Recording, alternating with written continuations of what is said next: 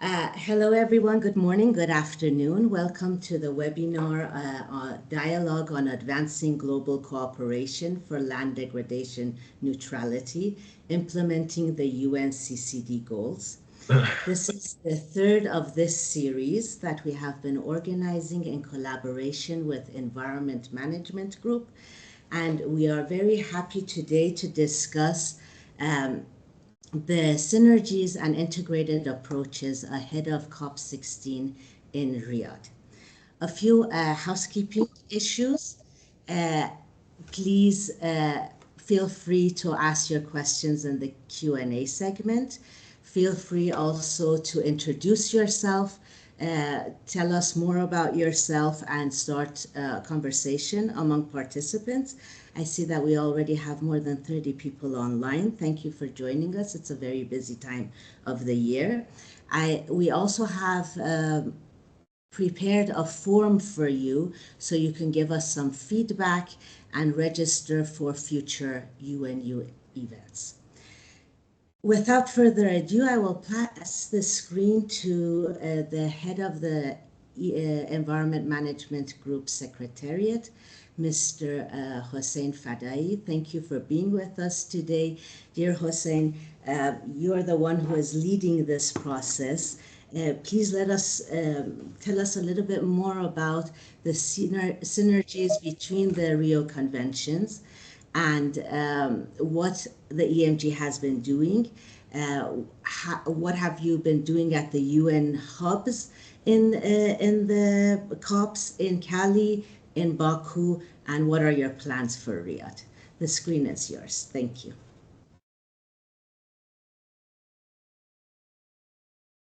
Thank you, Sogol. Good morning, good evening, good afternoon, colleagues, friends.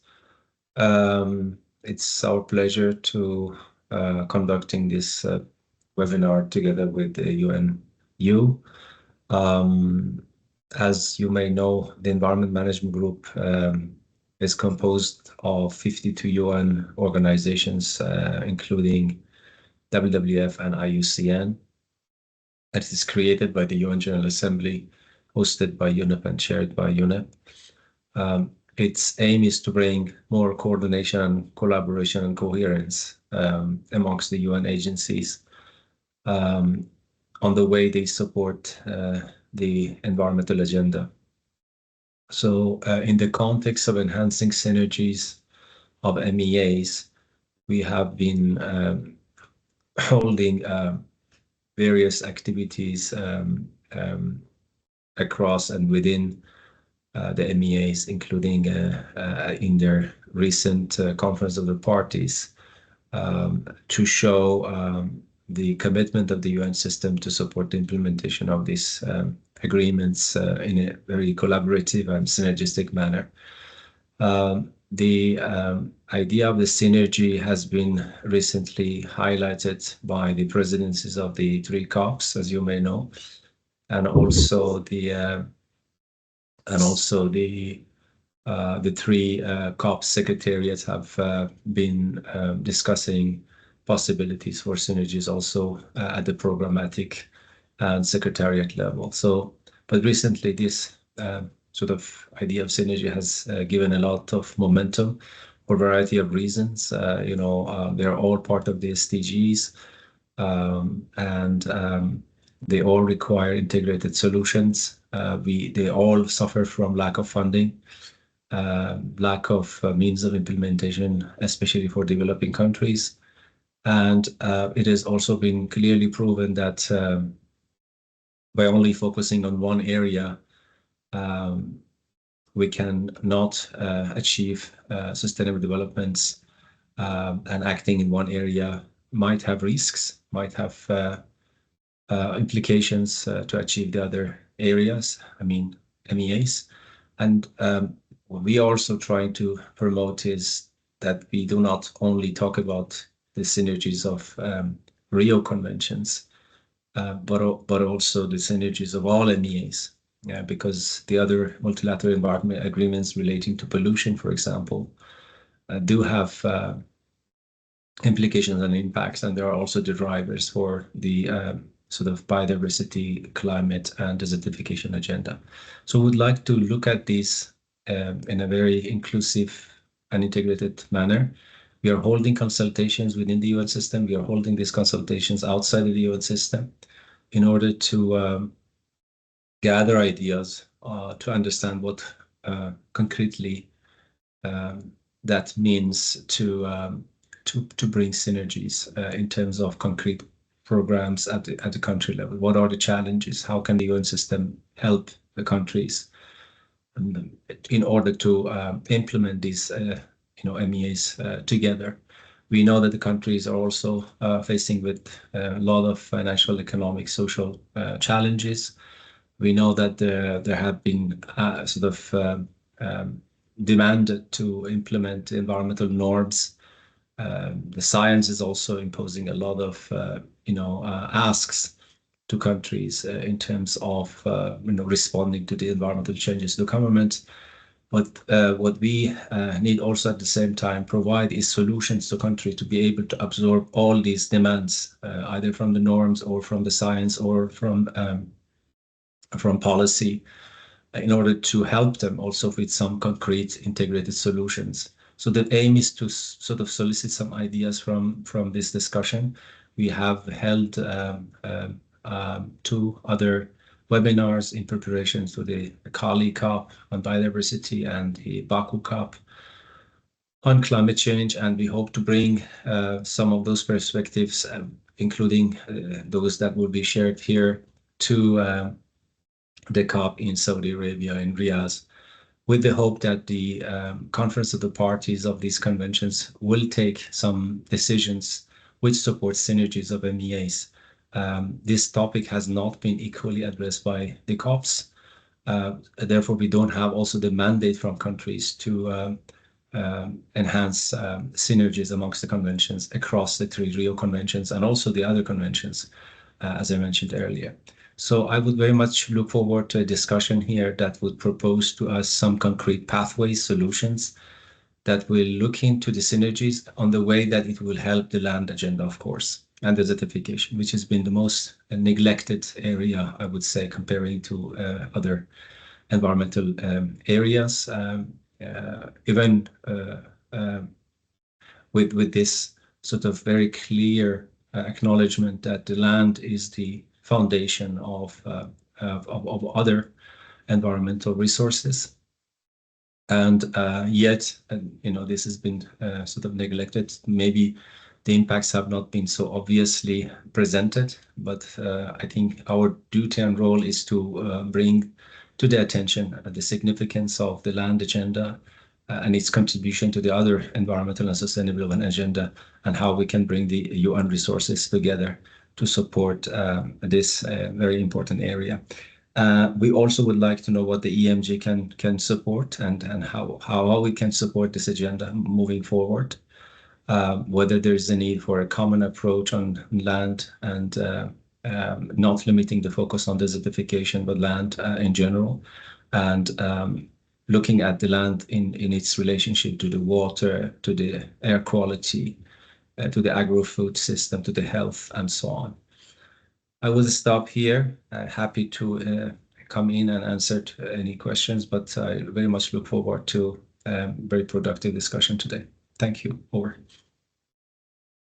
Thank you very much, Hossein, for setting us off so well and really outlining the expectations and what we're looking for in today's session. We're really hoping to look at the integrated approaches to maximize impact when it comes to managing and implementing the Rio Conventions, but also looking at synergies with other multilateral environmental agreements and frameworks as we go forward. And I think you have set the scene very well for us to move on now to our colleague from UNCCD. Dr. Daniel Tsegai is with us today, and he's going to expand a little bit on the drought management at UNCCD and tell us a bit more about the synergetic approaches that they have in their work, also working closely with UNU-INWEH. And dear Daniel, it will be really great if you also let us know what are your hopes and expectations when it comes to the COP in Riyadh. What is UNCCD hoping to achieve, and how do you think other UN agencies could help you on that path? The screen is yours. Thank you. Thank you very much, Sogol and everyone else. I'm very, very glad to be here with you to discuss this interesting agenda on advancing the global cooperation for land degradation neutrality, implementing the UNCCD goals.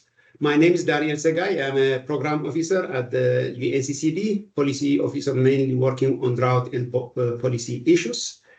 As you rightly said, Sogol, I think the UNCCD, first to briefly introduce, it is one of the 3 Rio Conventions established in Rio 1992. It's the global voice for land and, of course, alongside climate and biodiversity conventions. So at the only legally binding agreement or framework, UNCCD aims to mitigate land degradation through sustainable land management and also enhance local livelihoods. So drought is at the core, and it's also becoming a global agenda, mainly for parties of the UNCCD. As we all know, drought is increasing in terms of frequency, intensity, duration, spatial extent, and parties of the UNCCD have recognized this, and now it's becoming a big issue. Drought is not anymore a crisis, it is a risk. So there is a need for a paradigm shift on proactive approach to drought management. And this is also what countries are taking forward for COP16. And of course, we have been supporting countries with national drought plans. To about 70 plus countries have now a national drought plan based on principle of risk reduction, what to do when drought strikes, but also to prepare before drought strikes, on especially 3 key pillars: on early warning and monitoring systems, on vulnerability assessment, how to really mark risk profiling, who is going to be affected and why, and what are my options for drought risk mitigation measures, because there is no one size fits all.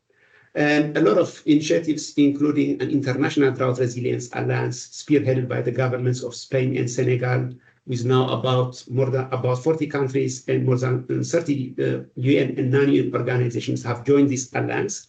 So this coordination, this alliance, this momentum for drought issues. Of course, there was also an intergovernmental working group on drought, an international working group that the parties of the UNCCD created around 5 years ago, and of course revamped before in 2022 also to continue working, and they are coming up with the policy options, global policy instruments on how to manage drought under the UNCCD, and this is going to be presented at UNCCD. And we are also working with a number of UN and non-UN organizations on communities of learning and practice. It's very important that countries and stakeholders learn from each other. I think this is a bit the feature, and we need to really allow this, and we are trying to create a very common platform, regional communities of learning and practice and global communities of learning and practice.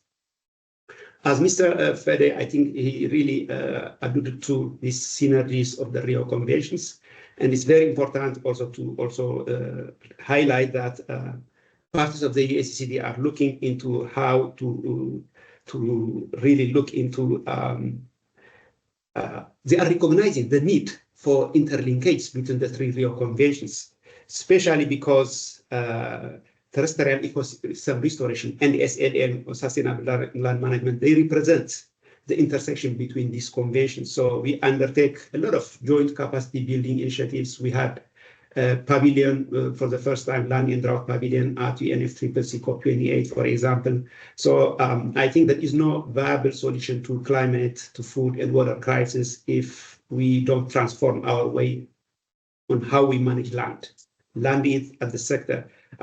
So we need to manage and govern land in a way that it is going to be also creating some space for climate change mitigation and adaptation, and at the same time also for biodiversity.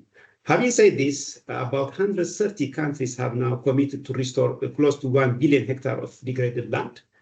And this is very good news. And I think there is a lot of course, these are not under pledges, not only under the Land Degradation Neutrality, but also under the Bond Challenge, and also the other global and regional initiatives, out of which around 600 now. It used to be 450. Now the new assessment shows about 600 million hectares under the Land Degradation Neutrality targeting process.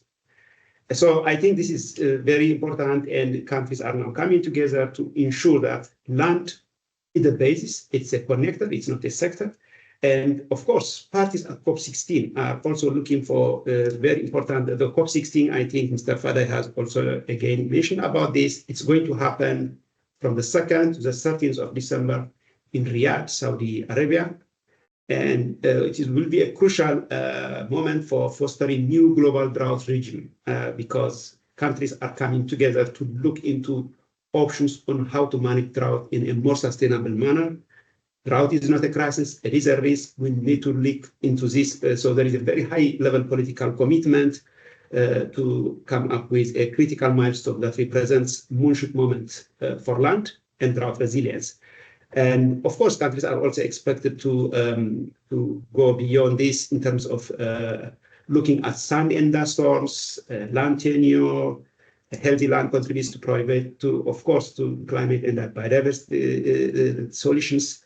And of course, how to do in terms of economic opportunities or land-based opportunities. So we need to look into the land in a more comprehensive manner.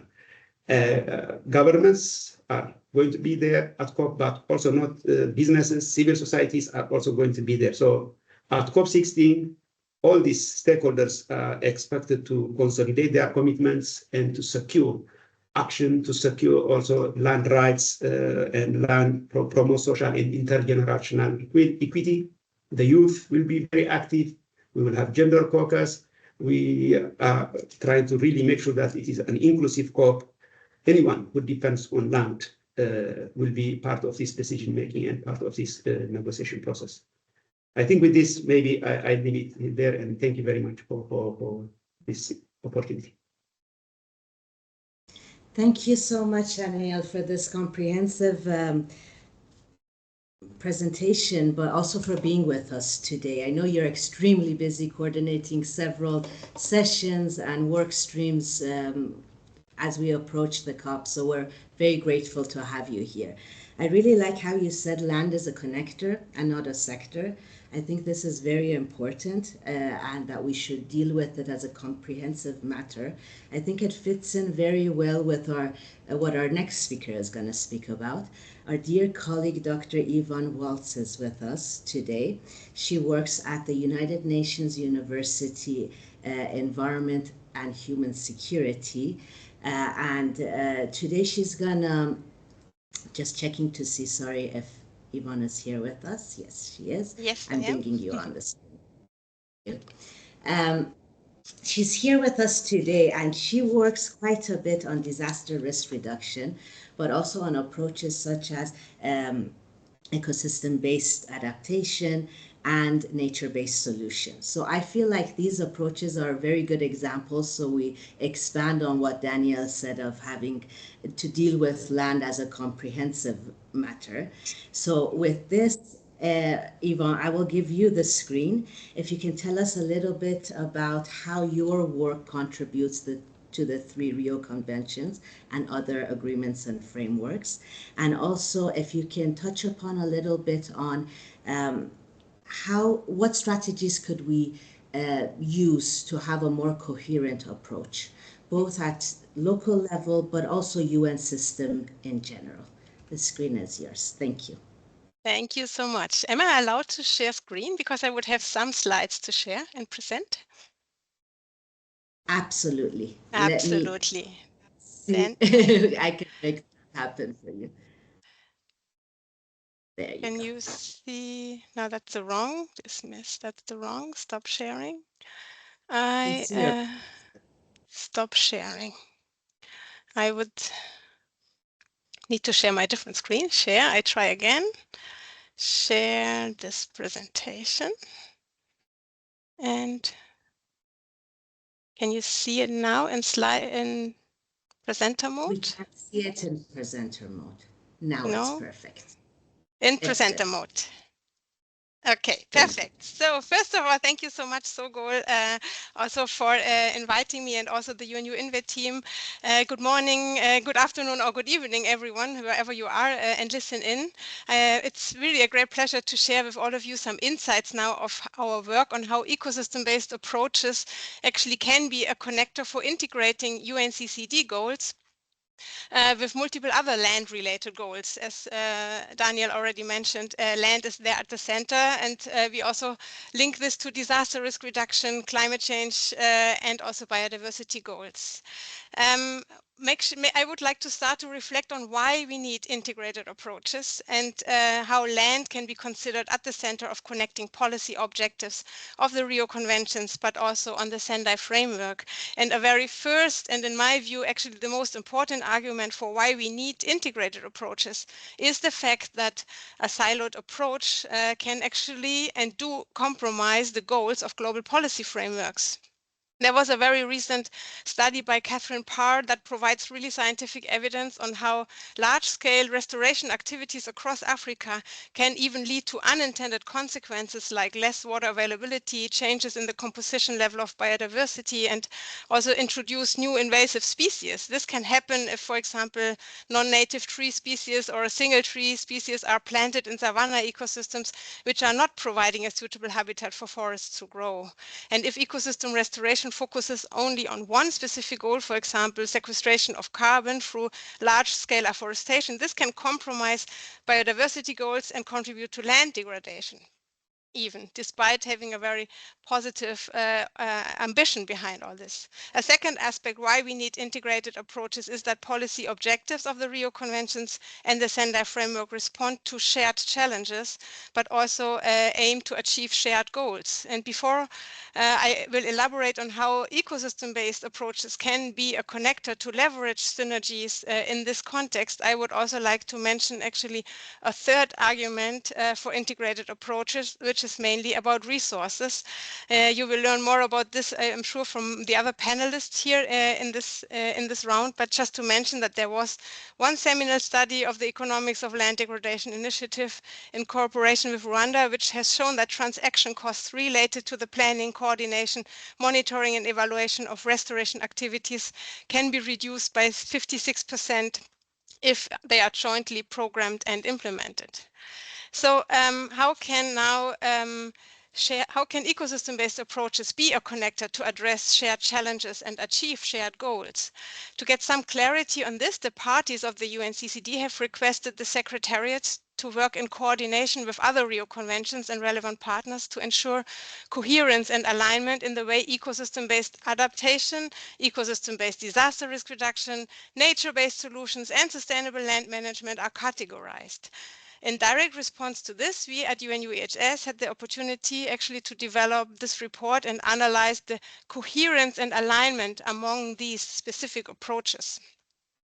The key result of the report is this framework, which you can see here. It shows on the one hand the complexity behind this topic. However, on the other hand, you can grasp fairly quickly that there are aspects which are very specific to the respective ecosystem-based approaches and aspects which are very similar. The term nature-based solutions is clearly an umbrella term, as it is not defining a specific goal as the others do, for example, to focus on climate change adaptation that ecosystem-based adaptation or EBA is doing, or to focus on disaster risk reduction like ECO-DRR is envisioning it. If we zoom into this framework, we can see that all these ecosystem-based approaches have shared challenges, such as food insecurity, water scarcity, threatened livelihoods and economic opportunities, and so on. And at the same time, they have a shared ultimate goal, which is sustainable development. At the bottom, you see here. However, they are specific also in terms of what drives the implementation, the specific assessment which is needed to monitor and evaluate progress in achieving the respective goal. For example, the driver for EBA are climate-related impacts now and in the future, which needs climate risk assessment as reference to monitor and evaluate successful implementation of an EBA measure. However, if it comes to the measures itself, the implementation characteristics and co-benefits they provide, we see here that they are all more or less doing the same thing, actually. So measures related to all these approaches are about conserving, sustainably using or restoring land, including sustainable land management technologies. And in terms of implementation, they all aim, at least in theory, to be participatory, people-centered, and include indigenous people. They all have social, economic, and environmental co-benefits. Why can we now, what I want to do now is to try to apply this framework against a case study and focus on these co-benefits. A very interesting and relevant case study is coming from the report of the Nature Conservancy, and it's fantastic to have actually Kari as author of the report here in this panel, so we can for sure get all questions on this solved.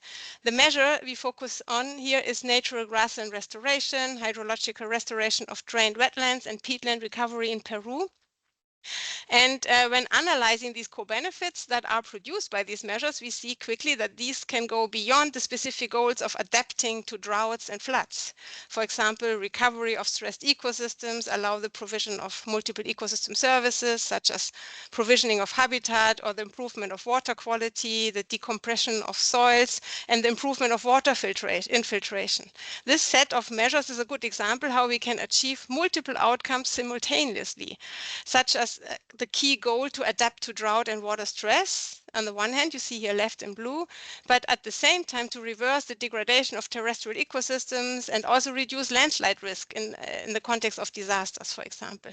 In order to make them count, to be reported under multiple national and global policy frameworks, it is important that these measures can be evaluated against specific assessments to understand climate variability projections and related vulnerabilities, also the assessment of land degradation and land suitability for such measures, and risk assessments to take into consideration other hazards beyond droughts and floods, for example, landslides. We explored actually the role of leveraging synergies of these ecosystem-based approaches at the policy level in a recent policy brief that resulted from the cooperation of the Partnership for Environment and Disaster Risk Reduction, the PEDR network, which is a global alliance of UN agencies, NGOs, and specialist institutes. And in this policy brief on ecosystem-based approaches for integrating disaster risk reduction, climate, land, and biodiversity goals, we highlighted the different resolutions, decisions, goals, and targets related to ecosystem-based approaches, also including NBS, showing that all three Rio Conventions and the Sendai Framework explicitly address ecosystem-based approaches as solution. And at the same time, we provide an overview of all available guidance documents and strategies that are available on leveraging synergies for national focal points to the Rio Conventions and the Sendai Framework. And we specifically focus on national level instruments here. This figure is showing actually a nice summary of what we aim to say in this policy brief, namely that ecosystem-based approaches are a solution to address these global policies simultaneously, and that a way forward is to build on national level instruments such as the NBSAPs for biodiversity conservation, or the NAPs and NDCs for climate change mitigation and adaptation, the national action plans, national drought plans, and land degradation neutrality target setting program to achieve land degradation neutrality, but also the risk reduction strategies in the context of disaster risk reduction. Now, how can we come to a more integrated approach? How can this be adopted? So some points I try to summarize here from my perspective is actually for sure to continue to foster cooperation between the conventions and beyond also. The importance of bridging the work of the Rio Conventions is getting very high attention, especially this year when the COPs of all three conventions are happening back to back. And I think the official launch of the Rio Trio initiative from the three COP presidencies is a very, very important milestone. And so this political will and will endorse also this will give how do you say, will allow the endorsement that we can have a huge opportunity to accelerate coordinated action also on the ground where the real change has to happen. One concrete way forward would be really to scale up integrated land use planning, which considers relevant sectors and interests in land and seeks to balance economic, social and cultural opportunities with the need to maintain and enhance ecosystem services and nature's contribution to people. And integrated land use planning and implementing land-based intervention also requires to be backed up by sound science. This is very important, as we have seen at the very beginning, that there can also go things in the wrong direction if we, despite a very good ambition, without science being there. And then also that enhancing the quality and quantity availability also of geospatial data that can support here by providing baselines and also the condition of land and to support monitoring for the achievement of these multiple goals, including land degradation neutrality. Also, what I think we need is very important, a good understanding of diverse values of nature and also the diverse perspectives on these from different stakeholders and cultural backgrounds. So including indigenous people to identify synergies and trade-offs and facilitate transparent and conscious decisions on how to address multiple goals in the given context simultaneously. Besides the more efficient and effective use of financial resources, I think there's also a strong need to create incentives and to build use cases for promoting private sector innovation and investments in ecosystem-based approaches that are focusing on addressing multiple goals at the same time, but also in relation to the diverse values we make visible in a next step. So that's it from my side. Thank you so much, and I stop sharing immediately.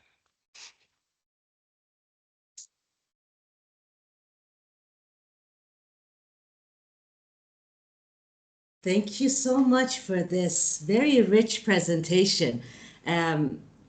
Really lovely to have you. Thanks for making time. I know that you're also very busy as you coordinate the work of UNU system that will feed into the COP16 in the coming weeks. So I'm very grateful that you made the time to be with us today. You brought up so many good points. Just to touch upon a few of them, I'm very happy you brought up the indigenous people's importance in this context, and that we can't really do this without them and without the knowledge that they hold. Also, importance of data and examples of communities of practice that we need going forward. I would just like to remind our participants to please put in their questions if they have any.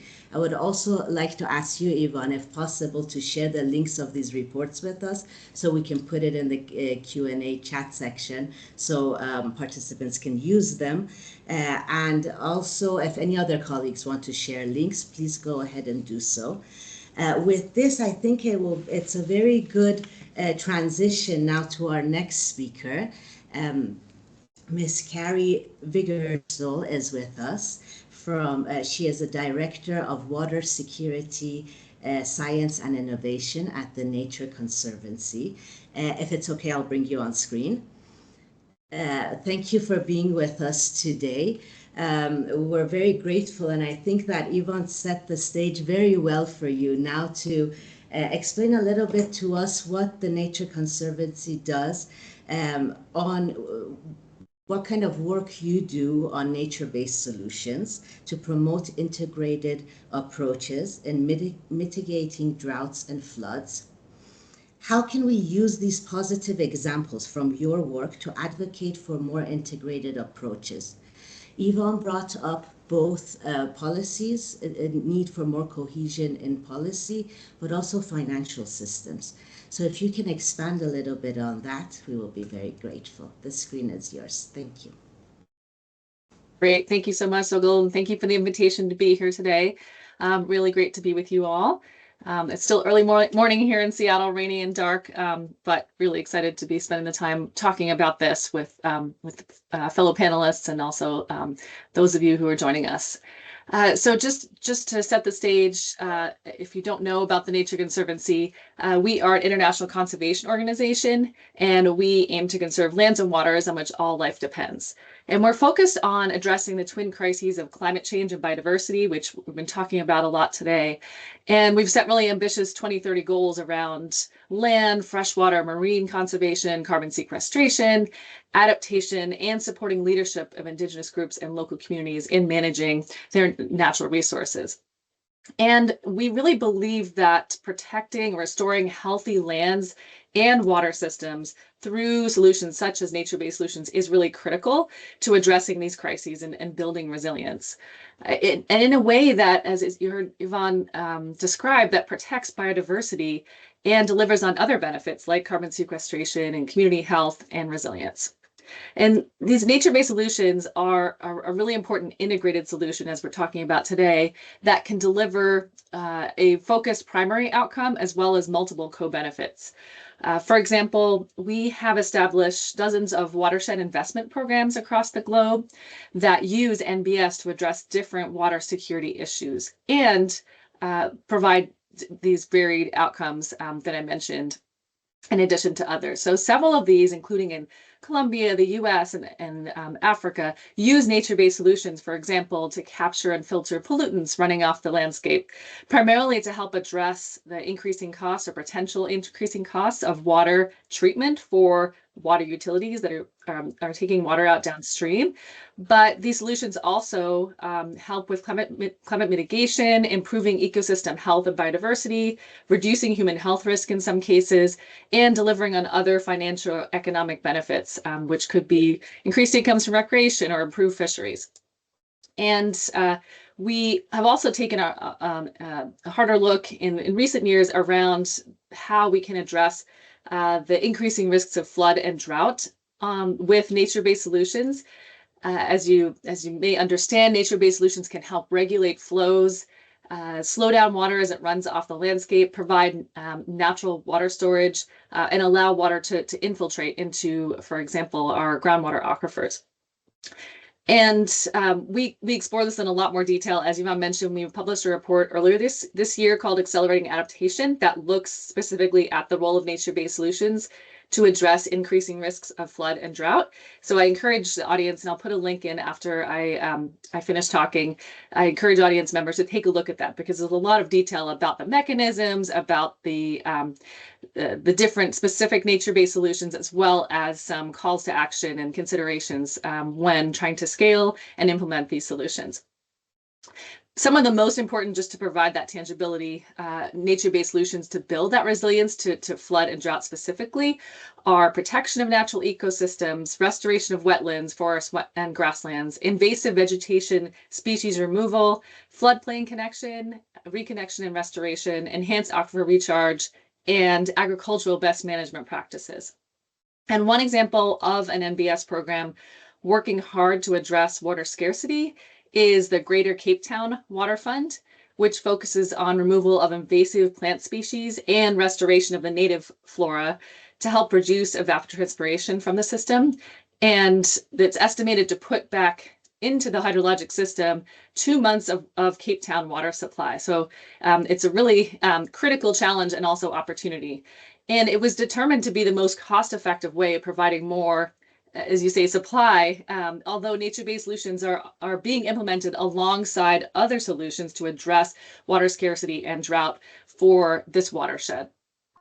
So in this way, and there are lots of other examples where nature-based solutions are not only important solutions in and of themselves, but also can be really important to support gray infrastructure, other kinds of solutions, such as management solutions. For example, nature-based solutions in the upper watershed that reduce excess sediment running off the landscape and getting into our water systems can help support reservoirs downstream by avoiding sedimentation of those reservoirs, which can lower the storage capacity and help extend the lifetime of those kinds of gray infrastructure as well, that can work in tandem to address some of these challenges.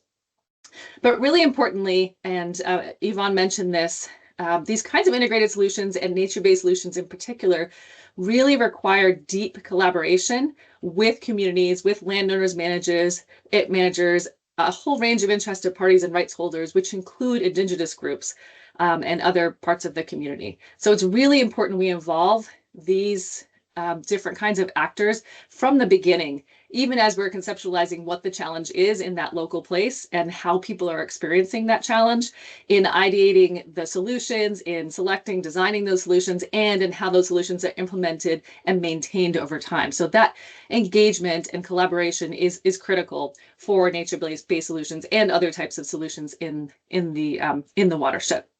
So we've got lots of great examples of where these solutions have been implemented to address some of these challenges. And we're always interested to understand what is the potential globally for scaling these types of solutions, given their success in addressing multiple challenges. So in our report, Accelerating Adaptation, we looked at that potential specifically around nature-based solutions and increasing risks of flood and drought, and found that nature-based solutions can help in over 1/3 of the places where increasing risks of flood or drought are going to be experienced across the globe.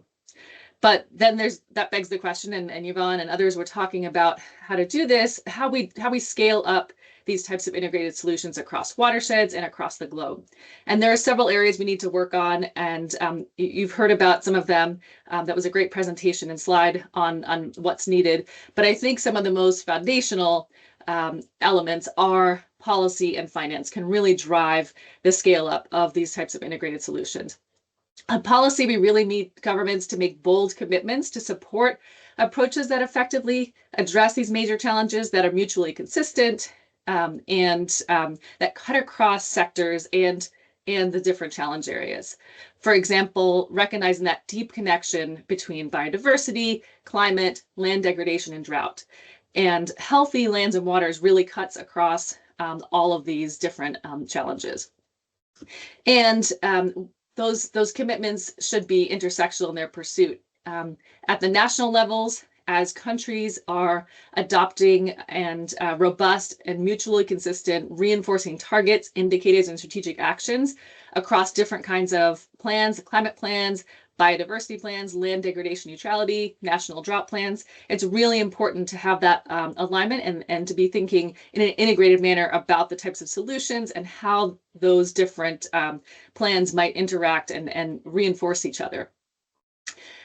And of course, that's towards reinforcing and supporting those global commitments to biodiversity, the global goal of adaptation, and others. And at the local level, there are ways to make it easier to work across departments and agencies. Sometimes that working across the silos, and we've seen that, for example, working on our watershed investment programs with water utilities starting to work in the watersheds, which they, in many cases, haven't done before. It is challenging, but there are ways to break those barriers and make that possible. On the financing side, as many of you are aware, and we've talked about this, lack of funding is a challenge across these global commitments, including climate adaptation, where only about 10% of climate funding has gone to adaptation in recent years. And we need to increase this by many times in order to meet the needs across communities. So we need to look for innovative approaches to finance that work. For example, we could, and that's where the sort of looking across those challenges and how financing and financing opportunities across the challenges can be really helpful. For example, looking at, and this is something that Nature Conservancy has been involved in quite a bit, looking at how nature bonds, which are really focused on biodiversity, ecosystem conservation, can they be used to help deliver on adaptation goals?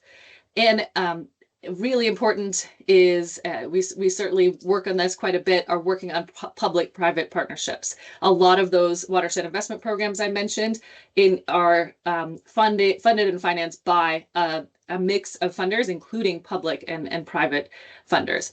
And this really helps reduce the risk of investing, for example, in adaptation solutions, nature-based solutions, and bring more money to what's needed to meet our goals. So, and of course, the policy and finance kind of work hand in hand. There are policies that can help reinforce, can help bring that funding, can help incentivize funding and financing to address climate change, biodiversity challenges, biodiversity degradation, and land degradation, and encourage those integrated solutions. We've seen several countries over the last decade or so where new policies have been put in place to help support these integrated solutions. So I think I'll leave you with that. I think we've got time for more discussion and questions among the panel. But thank you so much, and looking forward to the continued conversation. Thank you so much. Thank you for being with us today and for this wonderful presentation, really. There's so much to discuss. There's so much information that I'm now hoping that our director, Professor Kaveh Madani, who is here with us today and is now leading an institute that is mandated to bridge the science policy gap in these areas and on these topics, could help us bring this all a little bit together before we approach the discussion section. We are running a little bit late. I have been sharing all the links in the Q&A. Please feel free to add your questions there as well. But dear Kaveh, can you let us know a little bit about UNU-INWEH's work on bridging the science policy gap, but also how should we approach the synergies in these Rio Conventions and other agreements and frameworks that were mentioned? And also please touch upon the UNU-INWEH activities and upcoming sessions at COP16 and how they would address these issues. Thank you, and the screen is yours. Thank you, Sogol. Thank you, colleagues, for your valuable remarks and interventions.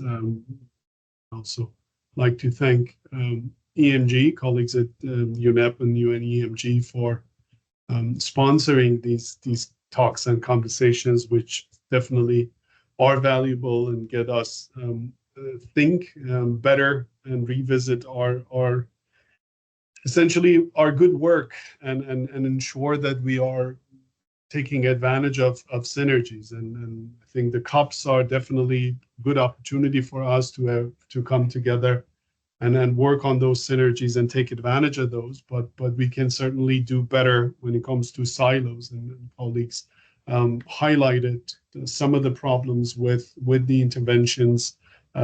Suggest that I was also reminded by one of our PhD students that we should even avoid using the term solutions and say approaches, because by solutions we also have find a responsibility of, or we are communicating or implying to the member states and to the stakeholders that there would be an end to the problem. Whereas in a complex world, in complexity science and system science, we teach people that complex problems don't have solutions, and eventually you have on into the consequences to deal with, and you switch from one problem statement to another one, because that's the nature of these coupled human nature systems that we deal with. So that gives us even more ethical responsibility when it comes to communications and addressing the problems. But yes, I will talk a little bit about UNU-INWEH, but I also want to talk about some other, maybe another opportunity area at the global scale, right? Because we talked about some of the things that we can do at the field scale when it comes to the different solutions. For example, the ecosystem solutions or ecosystem-based approaches, can be one entry point. And our colleague from EHS, Yvonne, very well mentioned and explained, and Nature Conservancy is a very good experience in implementing those, and we know that the benefits are more than what initially even people think of, because they can serve many purposes and help us with many fights. And yeah, so UNU-INWEH is also doing working along the same lines, thinking, water remains as the biggest part of our portfolio. We do water, environment, and health. It's a big range, but water is the biggest part of our portfolio, and is one of those areas or for intervention that benefits all the three conventions, but it has been overlooked for the, maybe a fact that water was not considered a limited resource to begin with in many nations. And as we go forward, we realize the importance of water and the fact that it has been very much overlooked. Our colleagues at CCD and UNCCD understand this very well. And that's why we are seeing how they are connecting the issues of land degradation management increasingly with drought, and the countries are also supportive of the increasing attention to the water aspects of problems. So with UNCCD, we have the pleasure of working on a report that would be launched on December 3rd, and that report is essentially on the economics of drought and trying to make a case that investments in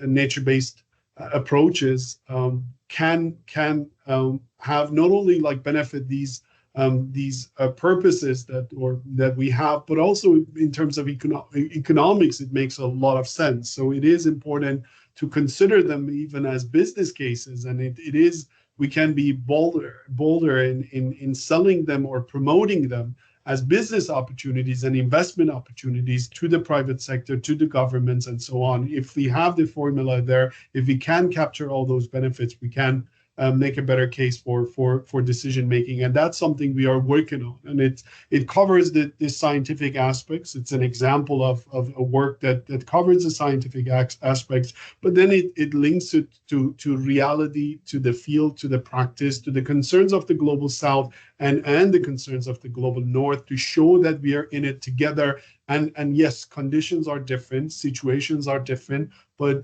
within every society we have I think the right types and sets of attributes if we bring the stakeholders together to convince them or justify these sorts of intervention. And that's what UNU as a whole is trying to do, taking advantage of the state-of-the-art science, working on capacity building, but also thinking about whatever we are doing in these two other pillars should have impact eventually and should be oriented toward practice and the needs of the member states, the needs of the society, and they should lead to tangible benefits and improvement of the quality of life of people. And of course, we understand other responsibilities when it comes to the environment and so on. So with UNCCD, we have the pleasure of doing this. The whole UNU delegation would be active in Riyadh with lots of activities that Yvonne, is the focal point and can even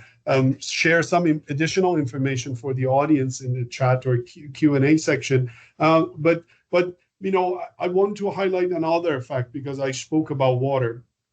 We are at an era that we are seeing a radical, maybe not radical even, political shift in many parts of the world. And the political shift is kind of, in a lot of these debates and also like when it comes to the voters, one thing is being highlighted there. And then, it kind of allergy to carbon tax. And those have been used actually as a dividing narrative, and a narrative or a policy that was supposed to bring us closer when it comes to fighting against a common threat, became actually a slogan for those who wanted to reject the existing governments. And you see that in advanced economies, and we saw it in the United States. Ongoing discussions happen in Canada. And this is very important and lesson to be learned. And also for the advanced economies, because the elites, the environmentalists, the academics have failed to do a proper communication to people within their own societies when it comes to these matters, to provide convincing narratives that immediate action is needed. And part of that is because those narratives were seen, I would say, non-comprehensive and immature. Some people in these societies felt that they're not part of these narratives. And one of those groups in many of these societies were the farmers. And if you think about climate change impacts on the farmers down the road, you should be concerned about this sort of disconnect, because these policies were supposed to protect them and ensure that the farming activities remain resilient and sustainable. Yet they're the ones who are rejecting these policies in many societies, and including the advanced economies. And if we in advanced economies have failed to convince people that these are good policies, when it comes to the global scale, and we look at the diversity of the problems and the states of development in different countries, you would know that some of the narratives produced in the global north, including the narratives that we promote in the UN, are not relevant in some other parts of the world, or people don't feel that they're not inclusive enough because they don't capture the concerns of those. And I think CCD is actually one of the, is the convention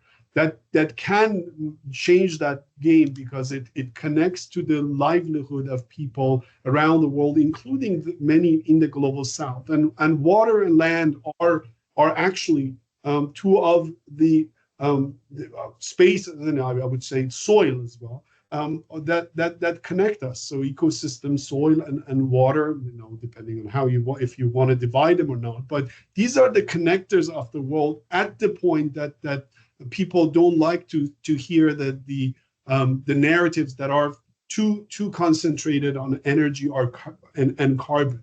So I would say that the political shift, while can push back some of the existing policies that we have, and actually, even the political shifts can be an unintended consequences of our action and our focus, are too much focus on one area and one particular narrative and one type of intervention.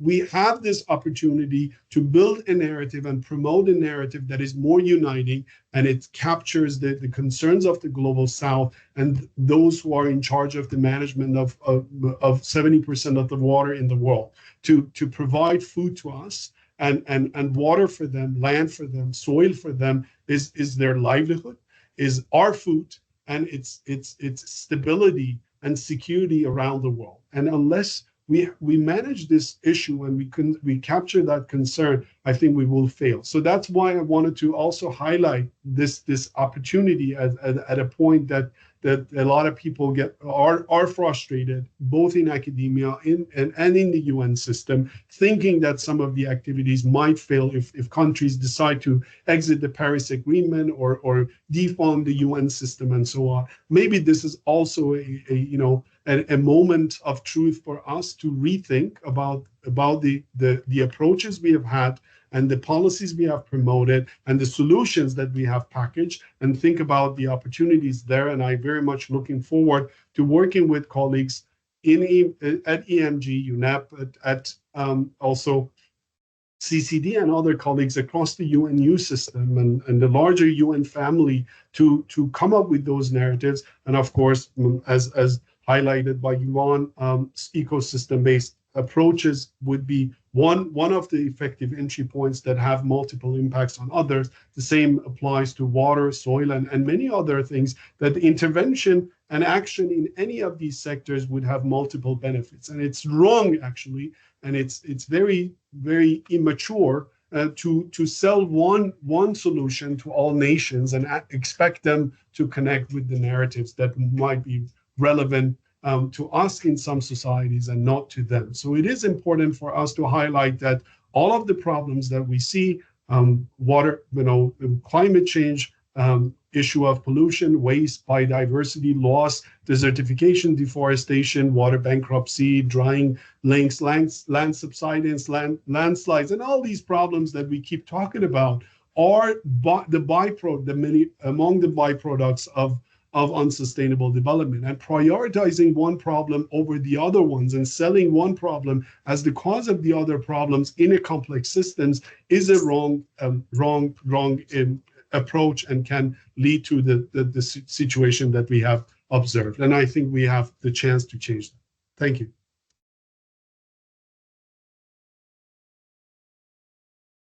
Thank you so much, dear Kaveh. We're really over time, which doesn't say much about me as a moderator, but we have such great panelists and speakers today that I wish I had fought for a longer session at this moment. Can I ask the speakers who are still with us to turn on their camera, so I know that they're here, and to come on the screen and join us for the discussion. There's so much to unpack, not so much time left. I just want to sort of try to summarize a few points to see also what can we give to EMG and Hossein, who is here with us, to take to their high-level roundtable at the COP in UNCCD, and what could be helpful to move forward. So I tried to take bits and pieces from the Q&A section, but also wanted to turn it back to you guys and ask you, one, how can we manage this disconnect that we have between local and global policy and the implementation of all these agreements? They're not being done very effectively. There's a lot of cost to these implementation programs. There's a lot of reporting. Countries have different focal points for different agreements, and even country level coordination is lacking among the UN system. So what are the ways we can address that? There's another point also that a few of you brought up, and it came up also in the previous webinar, that with all that is going on and with the shortage of funding more and more, can we actually afford not to work in an integrated manner? What can we do to fix that? And could these synergies actually help us maximize impact and save money on the way? And finally, please have in mind that sort of what can we do as stakeholders, as the UN system, as international organizations to help facilitate this work, also help the EMG? Hossein, please, the floor is yours. Thanks, Sogol, and thanks, colleagues, for all this perspective that you brought to the table. I didn't want to be part of the presenters in terms of the ideas, but rather to add to your questions, Sogol, so that I can benefit from the ideas that will come from the floor. So, well noted all the perspectives in terms of integrated approaches, the co-benefits, and so on that are well noted. Also, we address them in the case of climate and also on biodiversity. But what would be really interesting for us, and while I was listening to you, I was also thinking about the questions for our roundtable discussions in Riyadh, and I was not able to figure it out, to be very honest. I may paste the question somewhere in the chat box for all of you to help us, because if I don't have the right question, we will waste our time there. So the idea and the question actually rather that I had was, you know, often we talk about these narratives in different forums, but we fail to maybe recognize the challenges in implementation of these narratives. One or two or three challenges that I would see, and maybe you can also add into that and then also provide your perspective, is one thing is expertise. Often in many cases, I think we lack having expertise to plan, to think, implement in an integrated manner. Because often in different sectors, we are specialized in our special domain, and we are trained to focus on those domains. And maybe that is one area that one can reflect. Two is motivation. And then the three, which is in the same family, is enablers. I would like to tap into your ideas of what could be those enablers and motivations and expertise that could encourage different actors in different sectors, be it now the different, focal points of MEAs or government representatives or actors in different sectors, be it agriculture, be it livestock, you name it. Or the environmental people.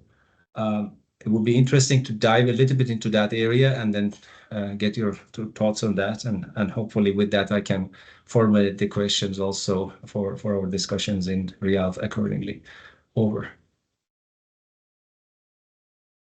Thank you so much, Hussein. I just want to acknowledge that also my colleague, Michael Stanley Jones, is with us here today. He's the rapporteur, and we'll do our best, Hussein, to give you a summary and points to present at your roundtable. I see Kaveh's hand up. Kerry, you had your hand up before. Would you like to go first? I'm finding in either direction, but maybe I'll just pop in and say a couple of things to those questions.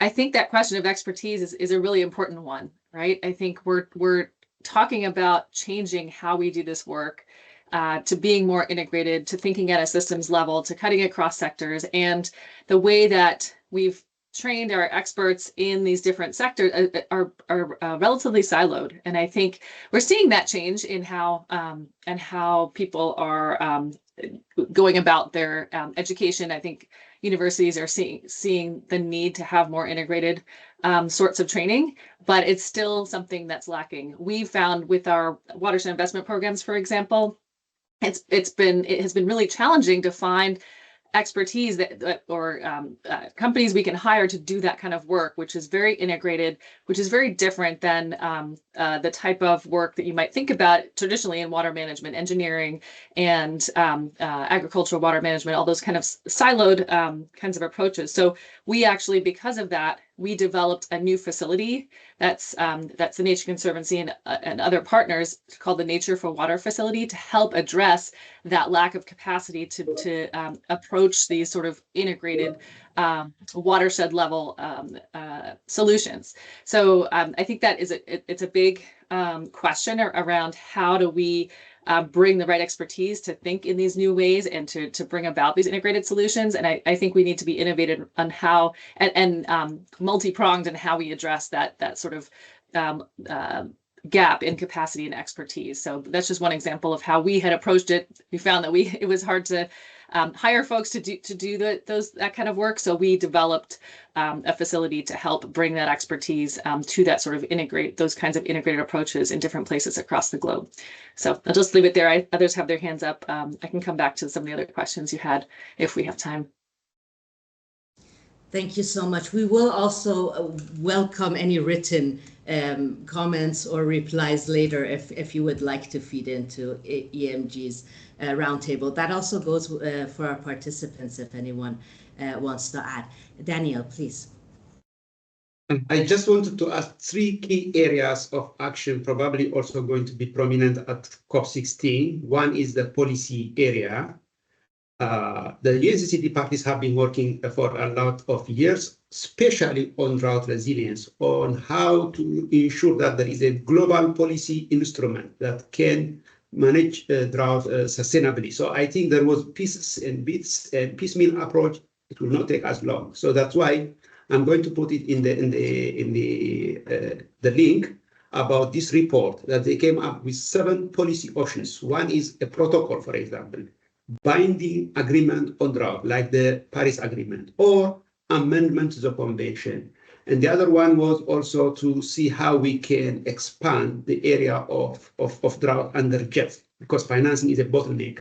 We have only a land degradation focal area, boosting it to drought, the global mechanism, and to also look into how we can come up with a strong decision or UN declaration in the EGA, for example, General Assembly or UNEA. So everything, there are 7 policy options that I'm going to put in. I think this will be highly discussed at COP.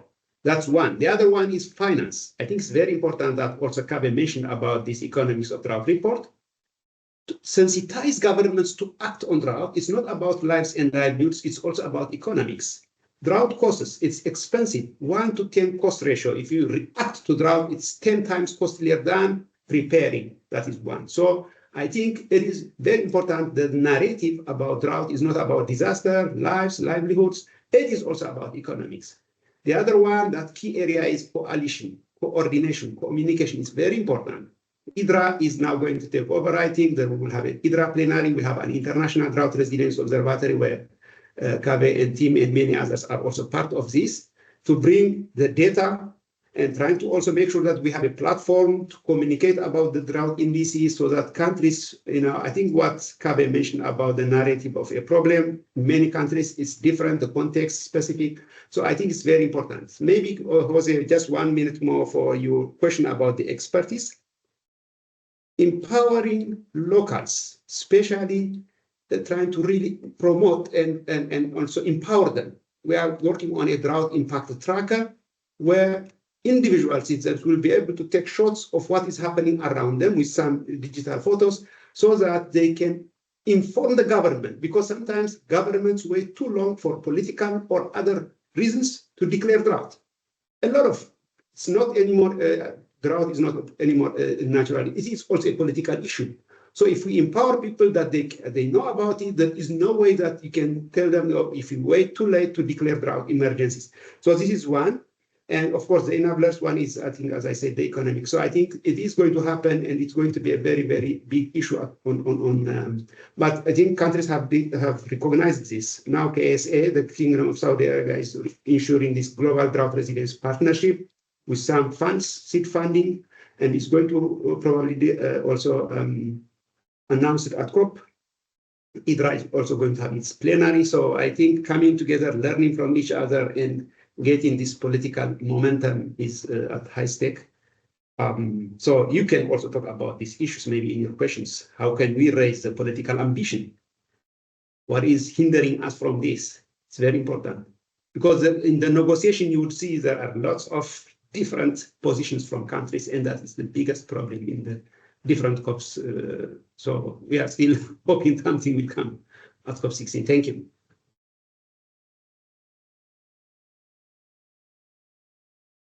Thank you so much, Tanya. I will go to Yvonne just because there's lack of time, but also just wanted to let the participants know that we're going to do a report of this and put it on our website as well, and also include all the links and everything that was mentioned, because I'm not sure if all of you see the Q&A section, but we'll make it available. Make sure to fill out the form while we're still online. Yvonne, the screen is yours. Okay, thank you so much. I would like to respond to all these questions you were putting here, Sogol and Hossein. So starting with how can we manage the disconnect between local and global? I think this siloed approach is something which stretches from local to global, and actually it can converge at the local level. That's my understanding, where you take action looking at land management, because we talk about space, we talk about spatial unit, and I think this at the local level, really this integration is where it can really happen. And what we have in terms of how do you say, siloed approaches, I think it's important that we have these perspectives. As I presented, we have the disaster risk community, we have the climate change community, we have land, sustainable land management, biodiversity. We need these specific expertise. I think it's important to have this specific expertise, but we need to build bridges among them. And I think that's our way forward to overcome siloed approaches, to really tap into this expertise and bring them together in terms of local implementation on the ground. That's how I would see it, actually. Can we afford not to use synergies? I would say just a no, not only because of finances and resources, but also because, as I mentioned in my very first point in my short presentation, it can really go wrong if we look at the one thing in siloed approach. And I think this is we really have to avoid it. We have no time for doing things wrong now. We have to really make sure we embrace the challenges and achieve the multiple goals simultaneously. What can we do as a UN system to facilitate? I mean, I'm speaking now here on from the United Nations University, same as Kaveh is doing. We are an academic arm of the United Nations, and we see ourselves really in the role as really supporting from a scientific perspective the science policy nexus. And I think this is really a very nice opportunity to build these bridges, what we do right now with our research, to bring this scientific agenda really in order to how can countries really advance the implementation process. I think this perspective is that we can really, through science and coordination, really bring the synergies, make them bring them out and focus on them, let's say. The challenges you mentioned, Hossein, I think the lack of expertise, maybe sometimes it's not always a lack of expertise, but maybe we lack to bring the right expertises to the tables if we are doing implementation on the ground, because there's a lot of expertise we don't maybe see sometimes. Also, now again, raising the point of indigenous perspectives, traditional knowledge, that if we talk about any intervention measures on the ground, being it mangrove afforestation, agricultural approaches, etc., I think it's really important to understand what are the stakeholders or actors that are having a relation to this land we are talking about in terms of planning, and also how can we understand what is their motivation on the land, and enablers. One very important enabler I see as a last point is that what we really lack is a very solid and comprehensive valuation of nature, and that means that we go beyond economic values, we go about also non-economic values, very diverse perspective, and also who values nature. And there are different perspectives on how people value nature. And I think if we understand what are the different perspectives and values on nature, I think this is already giving us a starting point to create the motivation, ownership, and to respond to the different goals and make a transparent and conscious decision on how to manage land in the right way. I stop here. Thank you. Thank you so much, Yvonne. I will be very brief because we're already over time. I'll do the thank yous and then I'll pass over to Kaveh for closing. I want to thank all our speakers for being available today and for joining us. I know it's a very busy time. I want to thank Hossein and EMG for their great collaboration and for also staying throughout the session today. I want to thank all the participants. Please do fill out that form. It will help us in organization of future events. I have a feeling that we have enough information, perhaps even for a policy brief to get out of this session. But thank you all for your great contributions. Kaveh, the screen is yours. Thank you.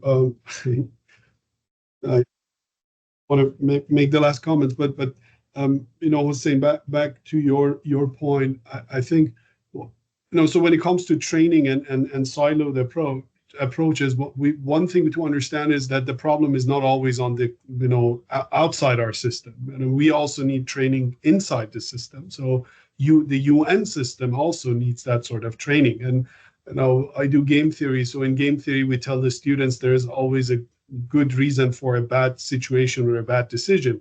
So the reality of the funding world and the reality of mandates and missions of our entities also should be respected, right? So WHO has a mission, UNCCD has a mission and mandates, and there are also the turf issues and you know, power issues, and sometimes a different narrative might be